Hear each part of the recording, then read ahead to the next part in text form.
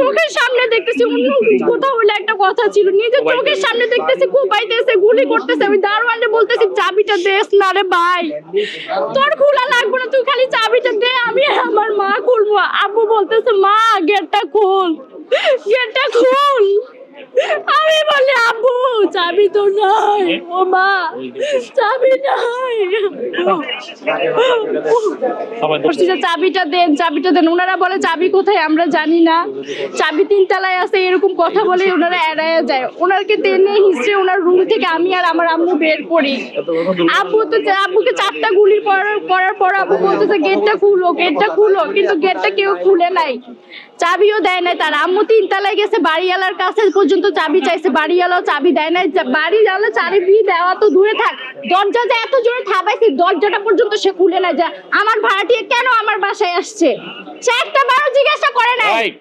একজন বাড়াইটা কেন নিরাপত্তাহীনতা ভুগবে? ঘটনাটি এতক্ষণ ঘটে গেল, এখন পর্যন্ত এর কোনো আইনি প্রয়োগ না, আমরা কিছুই দেখতে পাইনি। এই বিষয়ে আপনার কি মন্তব্য একটু বলেন।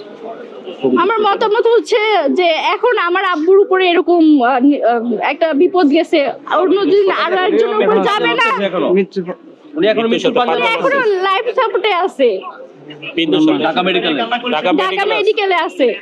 এই যে আমাদের শেষ সম্বলটুকু নিয়ে গেল, আমরা এখন কি দিয়ে খাবো, কিভাবে চলবো, আমাদের পড়ালেখা কিভাবে চলবে? আব্বুর যে শেষ সম্বলটুকু সন্ত্রাসীরা নিয়ে গেল।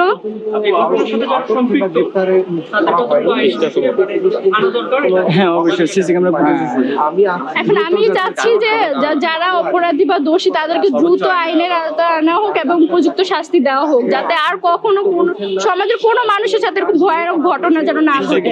আর বাড়িওয়ালা দারোয়ানদের, এরকম বাড়িওয়ালা দারোয়ানদেরকে আইনের আওতায় আনা হোক। এরা কেন এত নিষ্ঠুর? 48 ঘন্টার মধ্যে যেন ডাকাতি সন্ত্রাসীদেরকে গ্রেফতার করে আনা। বাবার সবশেষ অবস্থা কি?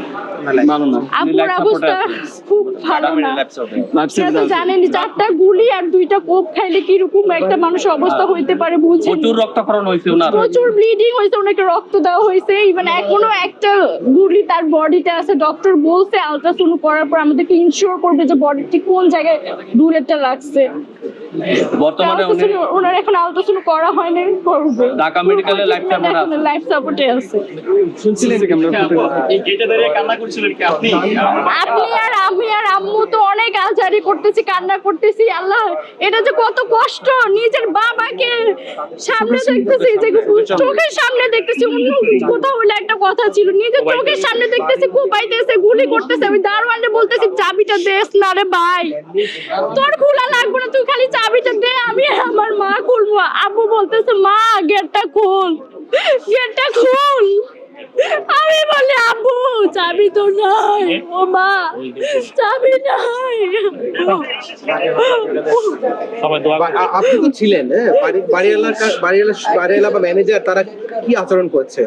বাড়িওয়ালা বা ম্যানেজার টোটালি বিষয়টাকে ইগনোর করছে, তারা কিছুই জানে না। তারা কিন্তু আগে থেকে বুঝতে পারছে যে এখানে কিছু একটা ষড়যন্ত্র হবে। দারোয়ানকে ইনশিওর করছে যে এখানে একটা ষড়যন্ত্র হবে। দারোয়ান তো এটা শুধু হয়তো জড়িত আছে, এটা সন্দেহজনক, কারণ দারোয়ান আমাদেরকে সতর্ক করছে। এই দুর্ঘটনা ঘটার আগে দারোয়ান এসে আম্মুকে বলতেছে যে ভাবি ভাইয়াকে বলবেন যে দেশ পরিস্থিতি খুব ভালো না, তাড়াতাড়ি চলে আসতে বলবেন 11টার মধ্যে। এই কথা বলে সে 2 মিনিটের মধ্যে গেটে তালা লাগাই 10:40-এর দিকে। আব্বু আয়েশা বাইক নিয়ে এখানে আসছে, সন্ত্রাসীরাও আসছে, ও গেট